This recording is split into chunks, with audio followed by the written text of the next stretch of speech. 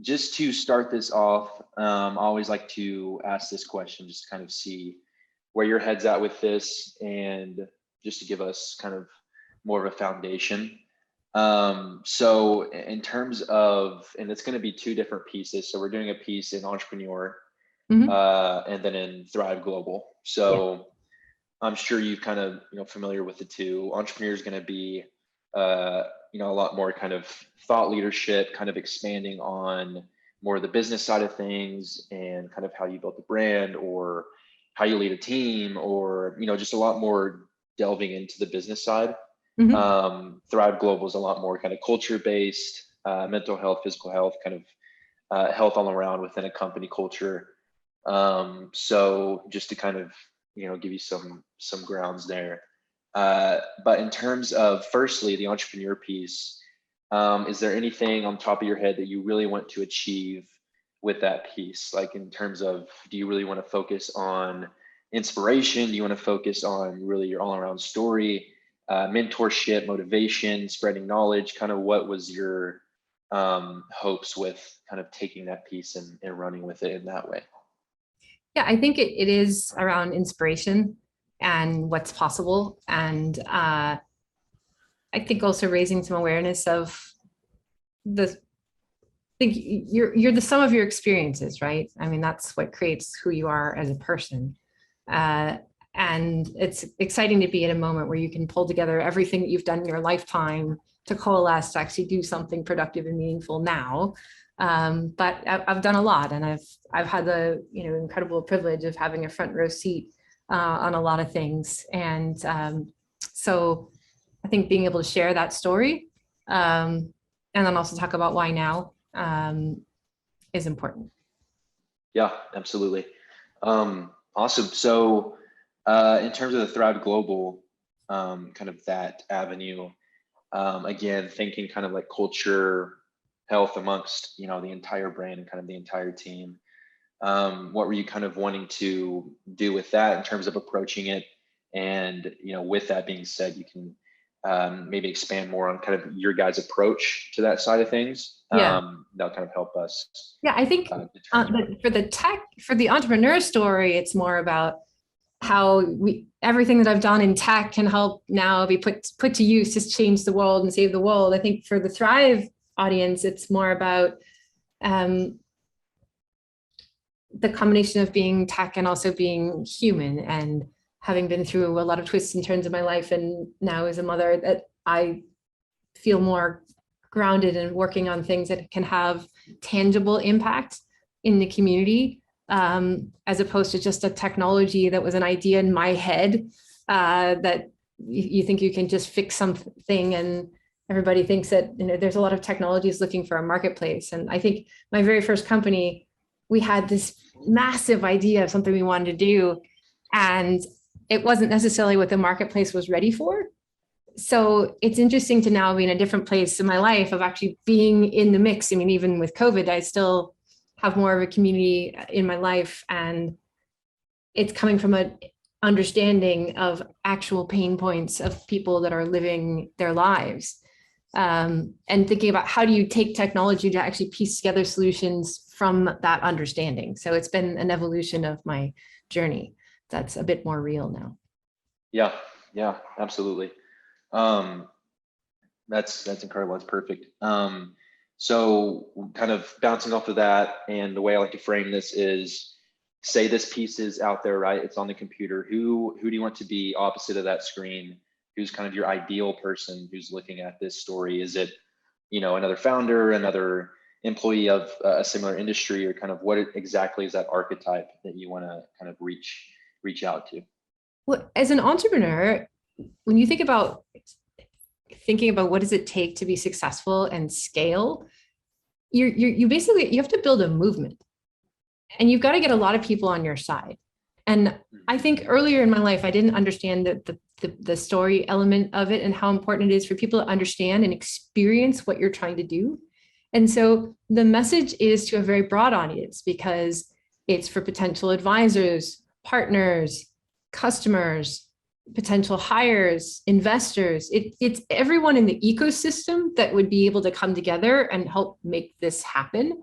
And so, and as consumers, we're all people that can benefit from the work that I'm doing. So there are very few people that it shouldn't speak to. In fact, if it doesn't speak to someone, I've done something wrong in my messaging. Yeah. Yeah. So really anyone and everyone who winds up on one of these stories should see a point of connection to your story Yeah, and and to your you see brand. a common thread that pulls everyone together. Yeah, absolutely. And I saw a lot of that in that other piece, and kind of how so many aspects of your story can really apply to anything and anyone who is in a certain situation. So I I love love that. solving really hard problems. When somebody says it's impossible, I get very excited. That's when they put me in. Yeah, yeah, absolutely. And For that's, better or for worse. yeah, and that's really, that's who you want to be taking care of that. Someone who doesn't see obstacles but sees opportunity Yeah. instead. So I can relate to that more. So with that being covered, in terms of kind of the narrative of the story and kind of how we're looking at it from a structural point of view, what do you kind of see being the main points of, say, let's start with the entrepreneur piece. Say you're looking at it like a B, C story. What do you want to see in that A story, B story, C story? What do you really want covered? And then of course our job is to take that and run more with it, but just kind of from your head, any main points that you really want to see covered. Yeah, I think there's a few parts. One is that I feel this tremendous call to action. What's so is that over the last 18 months, people have generally taken a pause on their healthcare, if it wasn't something that was absolutely urgent, right? And so one of the great questions we had as clinicians is, what was that going to do? And would there be some long-term consequences? And might there be a hidden pandemic of cancer and behavioral health challenges?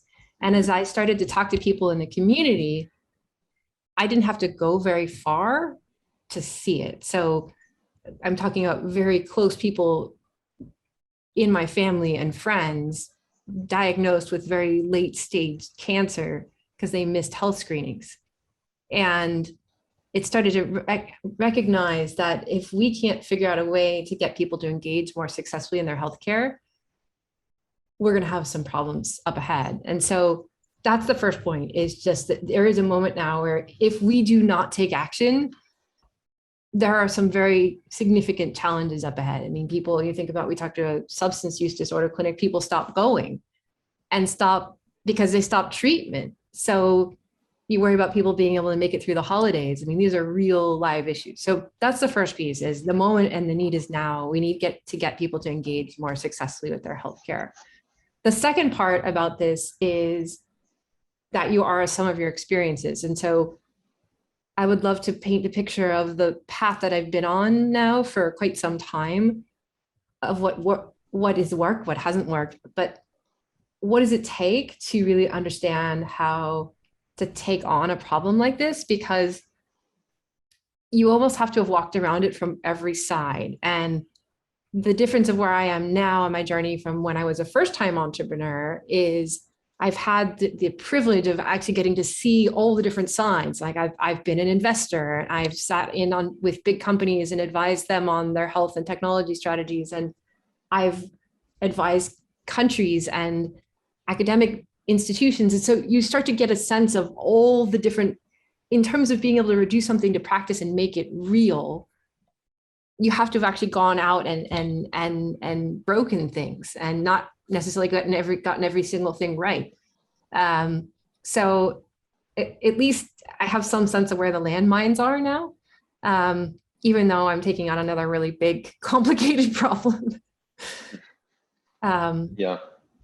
And then the third part, I think, is probably more of the thrive angle of I've become more human now too. I mean, I think when I first started, I literally used to sleep in my office at times. And my team would come in the morning and they were trying, it was a very different thing. And now I'm actually very focused on making sure that my team works really hard, but they pace themselves because it's a marathon and not a sprint. And actually to get the most out of people, you actually have to inspire them to be the best version of themselves. It's a different angle. I know some CEOs and entrepreneurs, they just kind of run everyone and burn everyone out. And that's different approach. But as someone who trained as a medical doctor, I find that it's an interesting angle to be approaching running a business. Yeah. And that's synchronicity too. I mean, everything is kind of mirroring the core of how you kind of approach things and kind of how you perceive things. So, like you said, with how you approach your business is also how you approach your team and the culture that you kind of run within them, and make sure that, they are being the best version of themselves and they're happy with what they're doing. Yeah. I think that's definitely a very much more modern approach and much more kind of, evolved with kind of where things are going. And it doesn't mean we don't work hard. I mean, we work really hard, but people are out on walks, they're whatever it takes. So eating their acai bowls, because we're here in California, at least part of the team here. At least I don't drink, I don't do kale juice though. Oh, really? No. So you're based in California? Yeah. Okay, cool. Although my team is on 4 time zones if you count our developers. Oh, wow. Yeah, I've had my run-ins with, time zones all over the place, and that's never the funnest thing to deal with. Yeah. But yeah, I love that. And I think one of the cool things you mentioned is kind of your very unique perception that you have, being someone who's like actually gone in and seen with your own eyes and actually done these things firsthand, and you can actually have a real world perception on it and kind of bring that to your approach with your business.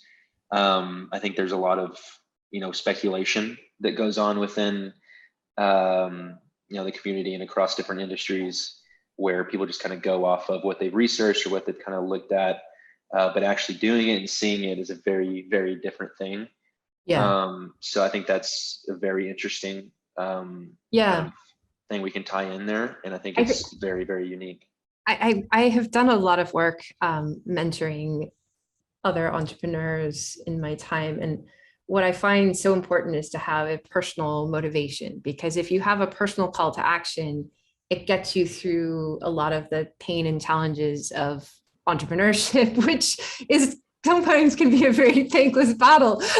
You can have 12 Zoom calls where everybody tells you your idea that it's not going to work, right? And so it's having that inside you, knowing that there's a need now and there's a potential for impact, and we're going to find a way and we're going to figure it out, that gets you up in the morning. And that's really important.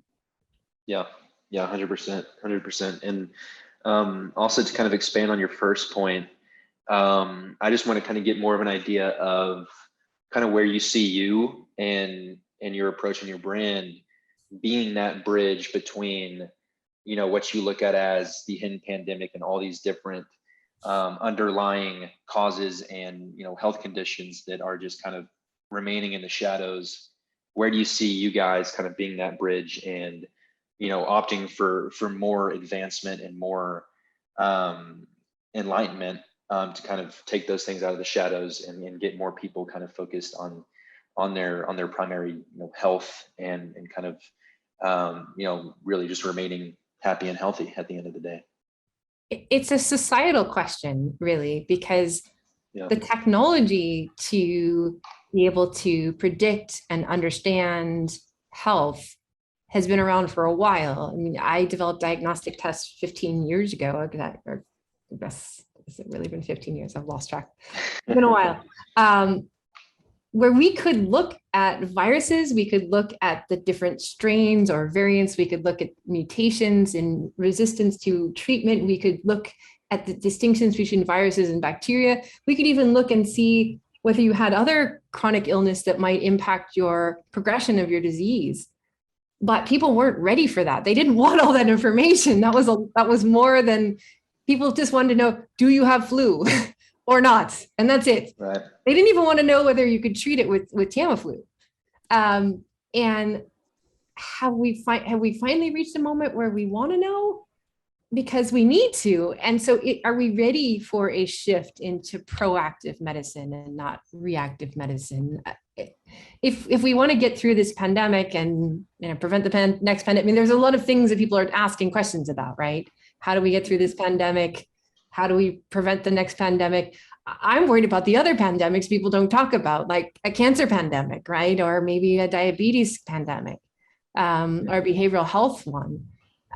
We have to be willing to embrace not just technology, but also information management and data in a different way. And it's funny because in some ways the cat's out of the bag, right? Like your data, I can right now, I can cross-reference a bunch of things and I can tell you a lot about yourself just from third-party data sets, right? But if you show up, unfortunately, if you show up, someone in your family shows up in an emergency department, they may not know you at all. And that's really a challenge right now in 2021 that we still have that. I think is remarkable. So, the ad tech world is clearly a bit ahead of the healthcare space, but we've reached a moment where we've got to start building some of those bridges, and we are, and it is happening. But it's wild when you think about it. Yeah. Oh, big time. And I think what stuck out to me in that article too, but when you talk about being proactive instead of reactive, I think kind of reactionary is very aligned to like short-term thinking. And Yes. There's a lot of that being amplified. A lot of people kind of Yes. tuning into headline by headline or really by focusing. tweets. Yeah. Right. Social media is massive in terms of being literally, are you trending? Yeah, 100%. And I think proactiveness has been vastly overshadowed by that. And I think, like you said, it's really a societal question when it comes down to it. But voices like yours can really push for more advocacy down that road. Yeah. So I think I couldn't agree more with how you look at that and kind of how you perceive that, because I think it's crucial, not just in terms of health, both physical and mental, but just for the industry in general, and innovation that's going across there as well. So I think that's massive question that needs to be asked. And obviously, I think what you guys are doing is a massive step in the right direction. So that's definitely something that sticks out to me, and I think will stick out to readers for sure within these stories. Mm-hmm. I really wanted to focus on that. But in terms of, and I just like to ask this to kind of see what your point of view is and kind of how you look at this. But what in your eyes would make this article appeal to others? And again, thinking of the entrepreneur piece and the Thrive Global piece, what do you think would really kind of, and I know we talked about how there should be points throughout that can be, kind of threaded to a specific kind of point of connection. But what would you see as like a few points that really should appeal to anyone that's reading this story? I think some of the things that I was just talking about are so key, because we actually have to make a choice right now about like data rights and data privacy and what types of technologies we're actually comfortable deploying. I mean, and there are a lot of different layers to this, because how does it affect me as a person? How does it affect my family. Think about COVID, right? All of a sudden we recognize that illness is not an individual challenge, right? Illness affects your family, it affects your community, it affects every single person that you interact with. And I think we're waking up to that now and recognizing that when you think about population health, that's the issue, is that it's not just affecting you. It's infecting everyone in your entire life that you touch. And there are some challenges with that because part of that community is your employer. So how do they handle that information versus how do you handle that information? And do they have a right to know? There are a lot of things that have to get sorted out right now as we go into this next phase. Getting proactive has tremendous opportunity and also responsibility. Yeah. Yeah. I like the way you said that.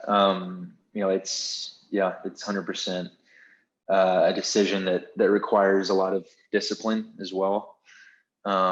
So yeah, I think that moving forward, and that's, that can apply to anything, anyone that could possibly be reading that, who is a human being can relate to that. So I just wanted to pull out a few kind of snippets from this piece that you did on the chief of staff that really stuck out to me, and just kind of get more thoughts from you on these specific points and kind of see if we can kind of dial more in Sure. on a few of these.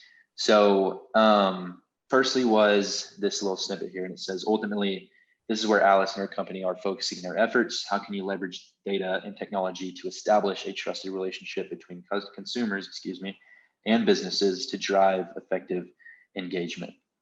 So just really kind of more expansion on this. I thought this was very interesting quote and approach. So yeah, just really anything you got more on that. Yeah, I having had this challenge in my community of people where I noticed that they weren't taking action on their healthcare. We were talking to folks. In fact, I was talking to a number of primary care doctors, and we were talking about how back in the day, 50 years ago, you'd have a doctor who would actually know you and would know, whether you smoked or whether you ran around the track or whether you were home alone a lot or whether you picked up your prescriptions. And now we're all so isolated and disconnected. And so I actually spent some time with the head of family medicine at Tufts, and he was saying, well, because he is that doctor, he actually cares so much about his community and actually put himself at risk during COVID and has done incredible things. But he said, I tried to do an outreach where I sent 10,000 emails to my population and only a few people responded. And I wasn't able to reach them. And I thought about what a shame that is, because he sort of knocked on, everybody's talking about the digital front door of healthcare right now. So what, he sent the emails, he knocked on your digital front door, no response. As we talk to people though, we learn that the problem is that in the last year and a half, so much about how we engage has changed. There's been, people talk about digital transformation, right? And what I've experienced, I don't know about you, is digital fragmentation. Just the number of apps and the number of notifications. One day, I think I had over 600 notifications in a day of different, WhatsApp and Signal and text and email. And it's very hard to get past the noise. And it also feels very impersonal, a lot of the outreach. And so what if you could deliver information to consumers, to patients, in a way that was personal to them, on a channel of their choosing, at a time that they were most likely to receive it, in language that they could relate to? Would they be more likely to take action? And that is something that we're very focused on. So we've actually built a platform that does just that. It can actually predict, using AI, where and how someone is most likely to be engaging. And we are going to deploy that with some incredible hospitals that we're working with to help them with group visits and cancer screenings and all the things that I was talking about before that are this tremendous need right now, to see if we can have an impact. And it's exciting to go from an idea to spinning up a software in the last several months to actually going to test out our MVP and get it out into the open ocean. We've actually tested it with one pilot. Now we've got a couple more coming up. So it'll be great to see how things go this fall. Oh yeah, absolutely. That's super exciting. And that would be monumental. I mean, the way you explain that kind of that what if, and if this is something that can be pushed across and amplified, I think that would be absolutely monumental. And yeah, I think that's truly something that can really deeply make an impact. So I just wanted to kind of get more thoughts on that from you. And I'll pull up, I have the rest of these on my phone, so excuse me. Sure. Try to find this real fast. So this one's a little bit more kind of towards your personal journey, and kind of how you kind of look at your entrepreneurial journey and kind of how you approach that side. But I'm gonna go down here. So right here it says, Sherry and Alice do not perceive that they have an uphill battle to succeed in the business world because they are women. Instead, they have wholly rid their minds of that notion because they do not want to create mental obstacles to their success. Alice has a sign above her desk that simply reads, "Be it," to remind her that the only obstacle to achieving success is oneself. And this one really kind of hit me because I think it's a very kind of way of approaching things that is the correct way of doing it, and kind of putting yourself in front of everything and kind of making your personal mindset kind of how you approach, whether it be business task or personal task, but making sure that you're not blaming anything else or anyone else except yourself in every single endeavor. I think that's a way of approaching things that really calls for more success and more innovation amongst what you're trying to do and kind of how you're trying to impact others and kind of go about your business. So I just wanted to get more thoughts from you on that approach, because I really did see some congruency there, and I really liked the way that was said. So yeah, anything that you have more on that, I'd love to hear more of your thoughts on that.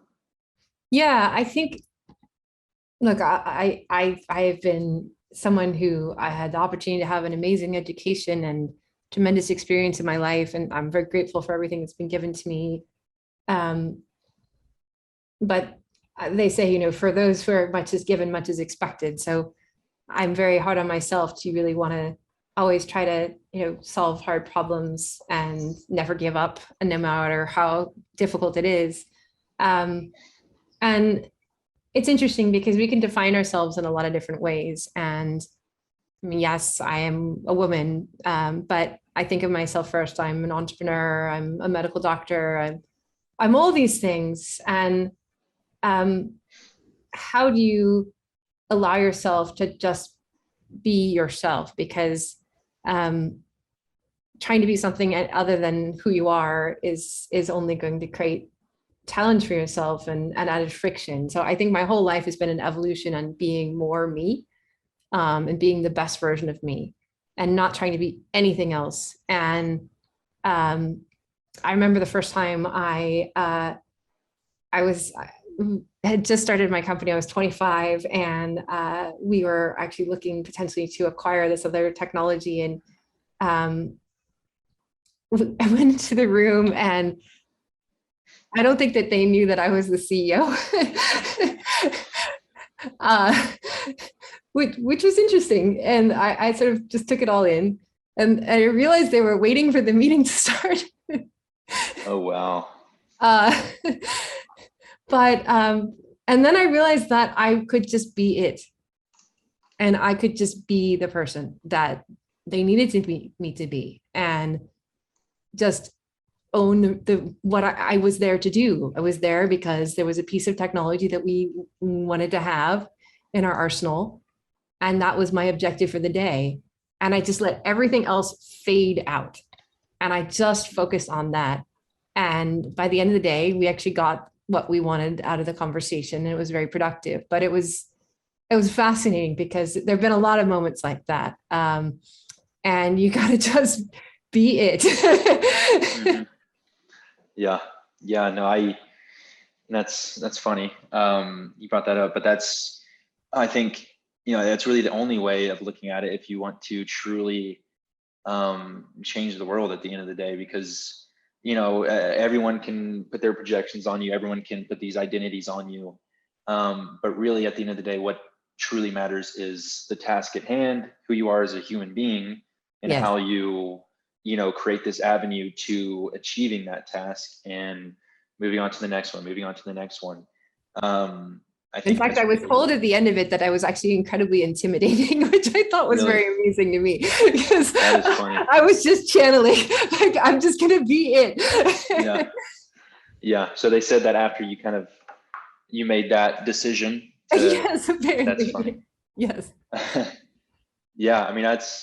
Really, they kind of should be if someone's that, makes that kind of flips that switch and just becomes this, insanely disciplined machine that is just, task driven and kind of tunnel vision on achieving what needs to be achieved. That's kind of how others will probably react to that. And that's just, kind of how things go.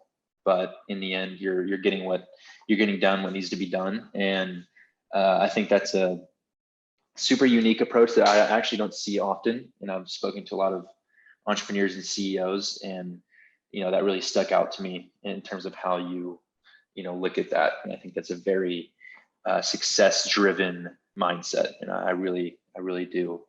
I'm Agree with it, focused and I more and like it. more now, Landon, on just being more self-expressed with each year of my life, because Mhm. it's not a dress rehearsal. And so problems need to be solved, and you just got to be ready and show up and bring what you can bring. And that has to come from a place of power and freedom and self-expression. And you can't let anything hold you back. Yeah, absolutely. Couldn't agree more.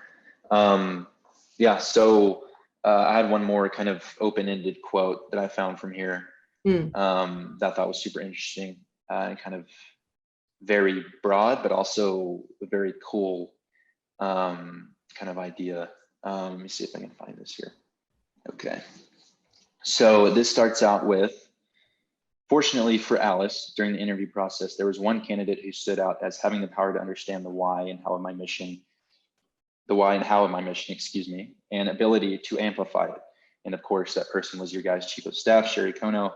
And I thought this was just kind of interesting in terms of how you approach finding someone who could possibly be that right-hand person who can align with how you obviously have these very unique approaches and very unique way of going about business and to your personal brand as well. So I just thought it was super interesting in how you looked for another human being who could align with these things and could also fulfill such kind of high magnitude things in terms of healthcare data technology. I mean, really, obviously what you guys are trying to do is super big, for lack of a better word. So it's very interesting to me in terms of how you looked for this person and how you ultimately decided on Sherry, and kind of how that all ended up. And I think the thought process behind that could really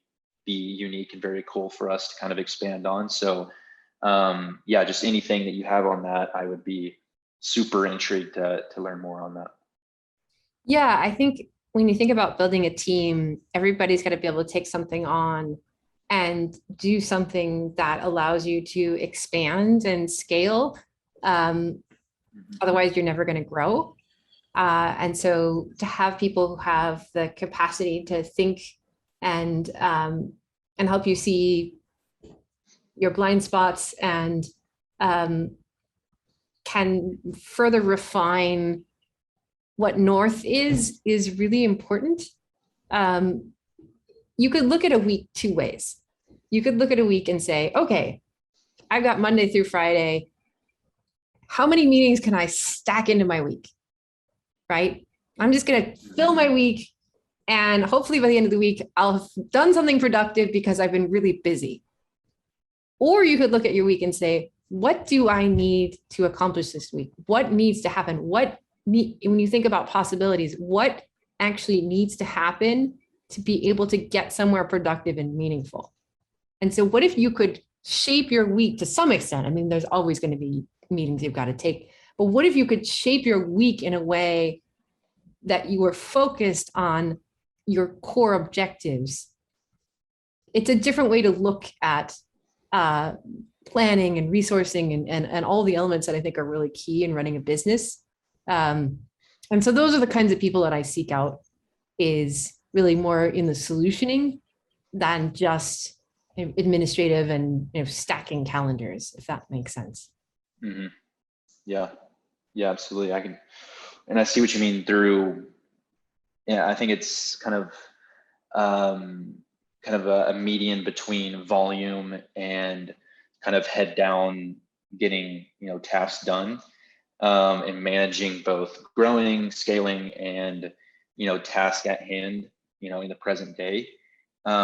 So yeah, I think that's again, like most things in terms of what you do, I think that's a very unique approach, and again, opts for more success and more results to be delivered in the end. So yeah, that's awesome. And I think we have, possibly one of the coolest kind of stories on deck that I could not be more excited to tell about you and about your brand. And yeah, I honestly can't wait to get kind of down to business and get some cool content over to you guys. So I don't know if Bonnie or anyone kind of translated this over to you, but kind of how we go about these next steps is very kind of team based. Like we'll come up with some first drafts, really something that we believe in, we can go off of, and then of course go back and forth with you and your team, making sure everything is aligned, is 100% unique to you and your brand, and making sure that every sentence is something you're proud of. Mm-hmm. And then of course amplifying that through the traffic sources that we have aligned here. So yeah, that's pretty much how these next steps go. But before we go ahead and hop off here, I just want to open the floor to you. Anything else you want to add? Anything else that's still on your mind? Anything and everything, just feel free to kind of let that loose. And yeah, anything that's up in your head, feel free to let that go.